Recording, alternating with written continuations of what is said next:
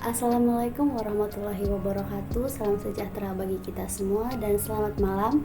Perkenalkan, saya Sherly Nopita Parella dengan NIM C2357201068. Di sini saya berasal dari kelas SI 4B dan di sini juga saya akan membuat sebuah video yaitu untuk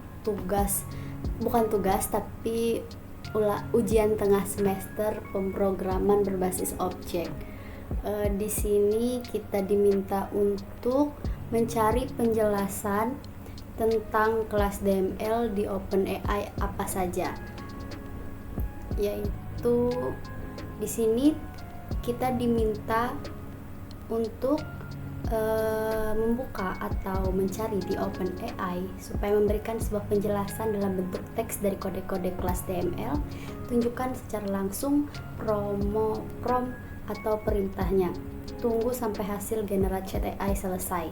Lalu tampilkan teks penjelasan dari chat AI secara langsung dan berikan penjelasan tambahan menggunakan bahasa Anda sendiri dan masing-masing kode program tersebut. Baik, di sini kita akan membuka OpenAI. Di sini saya akan memakai OpenAI ChatGPT.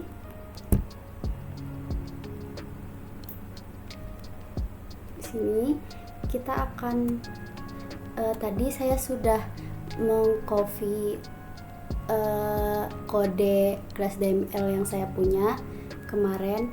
Lalu kita copy di sini.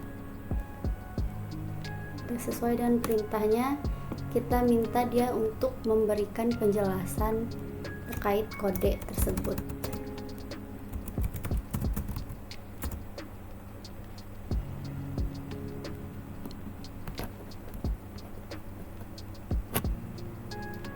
Kita lihat sampai bawah.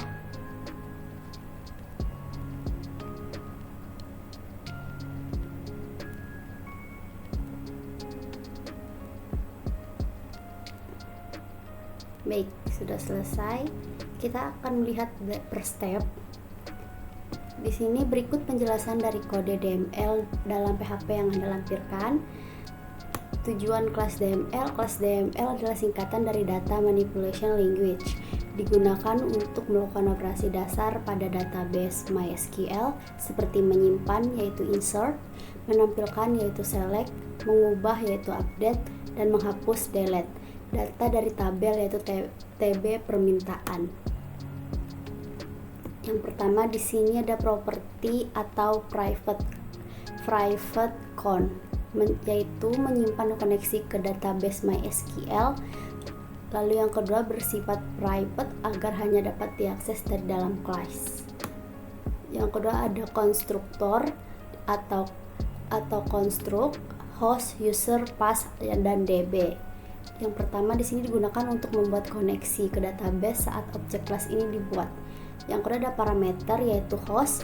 Host itu adalah alamat server database, biasanya localhost. Yang kedua ada user yaitu username untuk database. Yang ketiga ada pass yaitu password untuk database.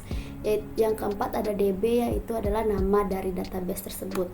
Jika koneksi gagal, program akan dihentikan atau die dan menampilkan pesan kesalahan. Lalu yang ketiga di sini ada method yaitu adalah simpan data. Di sini ada nama barang, jumlah, keterangan. Yang pertama itu ada tujuannya menyimpan data baru ke tabel yaitu TB permintaan.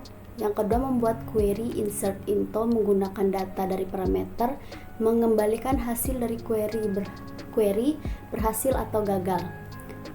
Di sini ada catatan keamanannya, menggunakan query dengan menyisipkan variabel secara langsung rentan terhadap SQL injection, lebih aman jika menggunakan prepared statement.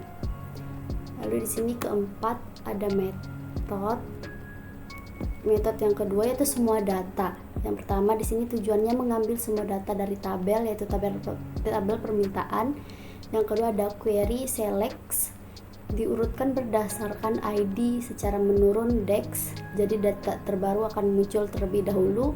Yang ketiga adalah mengembalikan hasil query sebagai objek MySQL result. Lalu di sini ada metode ubah data. ID, nama barang, jumlah keterangan. Tujuannya adalah mengubah data pada baris tertentu di tabel, yaitu tabel permintaan tadi. Lalu ada query itu ada update berdasarkan ID yang diberikan. Yang ketiga, menghasilkan eksekusi query. Lalu di sini ada metode hapus data, yaitu ID. Tujuannya adalah menghapus data dari tabel berdasarkan ID. Yang kedua, query delete from tabel permintaan tadi, where ID, mengembalikan hasil dari query. Baik, dari hasil yang saya dapatkan tersebut, saya simpulkan penjelasan tambahan dari saya, kelas DML ini fungsinya seperti jembatan antara program dengan database. Jadi kita bisa menyimpan, melihat, mengubah dan menghapus data barang hanya dengan memanggil fungsi yang ada di dalam kelas yang ada. Misalnya kalau kita ingin menambahkan data, tinggal panggil, yaitu tadi simpan data. Lalu jika kita mau melihat semua data, cukup pakai saja tadi yaitu simpan data. Lalu yang ketiga, kalau mau mengedit data, tinggal kita pakai ubah data. Kalau mau menghapus, kita tinggal memakai panggil data.